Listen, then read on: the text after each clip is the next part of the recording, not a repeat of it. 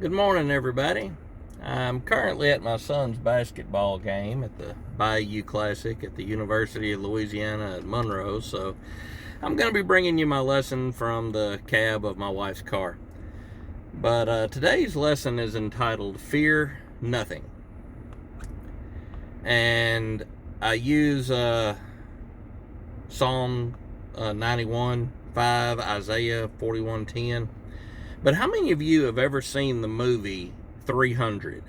Now, if you're like me and you've never seen it, it's another one in the long list of, in my meager opinion, of what Hollywood has made a complete mess out of. What could have been a truly great historical, accurate film.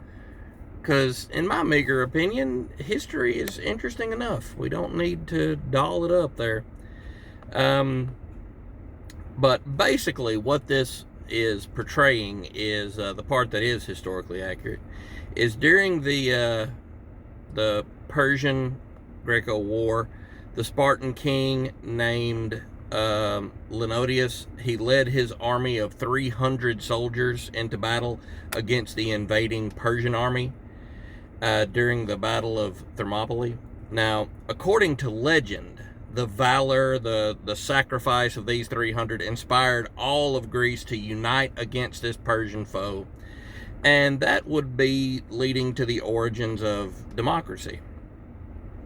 In the movie, the enemy, the Persian Empire, they try to get around fighting by provoking fear into the outnumbered 300. They tell them that in one part of it there, they tell the 300 that their archers are so many that their arrows will block out the sun.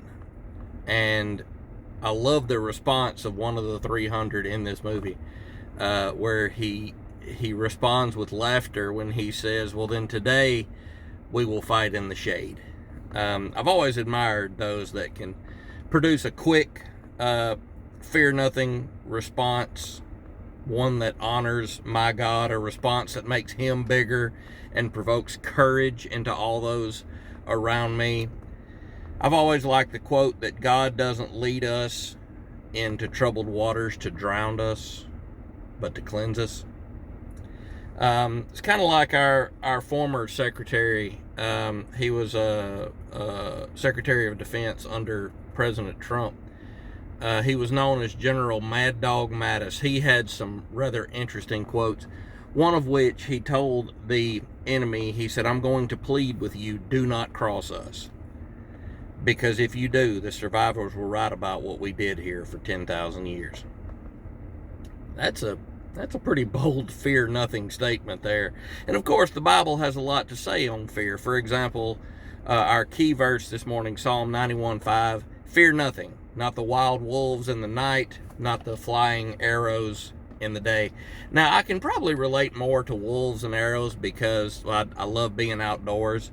I've witnessed firsthand the damage that a broadhead tipped arrow can cause to its target. I personally know the fear that the eerie crying, wailing, yipping, howling produced by a hunting pack of coyotes, how it can strike fear into the heart of a young man, particularly when you're blood trailing a deer after dark, and you know there's an above average chance that you and those feral canines are pursuing the same animal.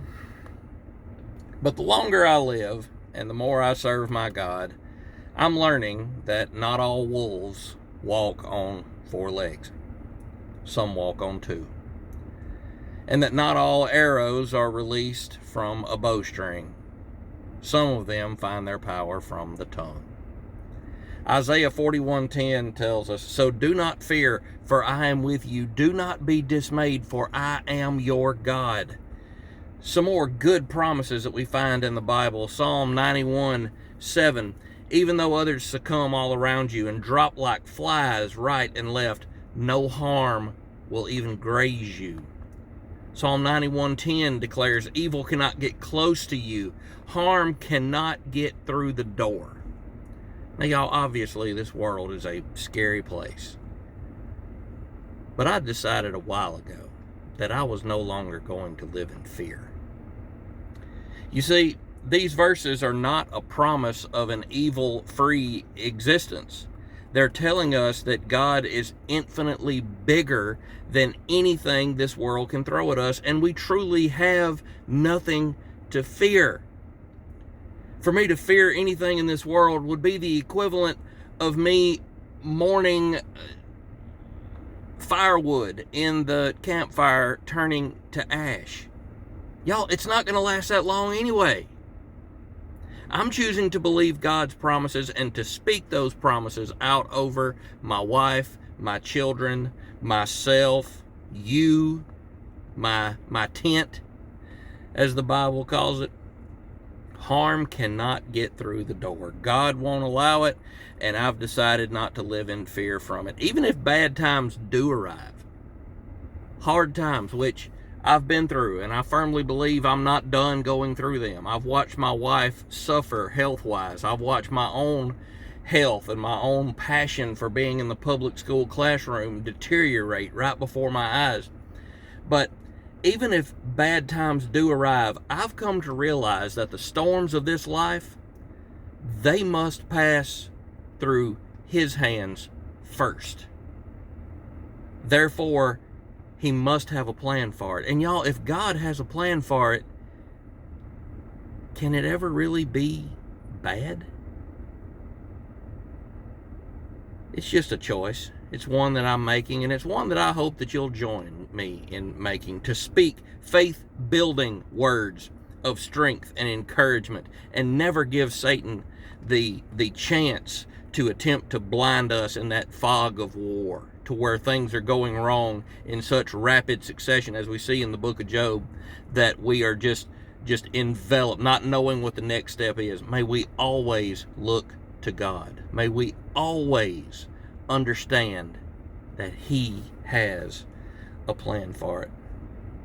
Y'all, even the proclamation of the greatest news ever told was prefaced with a reminder, do not fear. We find that in Luke chapter 2, verses 10 and 11. The angel saying, do not be afraid. I bring you good news of great joy that will be for all people. Remember, in Christ, remember, because of Christ, fear nothing. There's nothing in this earth to fear. And there is everything in eternity to gain. I love y'all. Thanks for spending this time with me. See y'all soon. Bye-bye.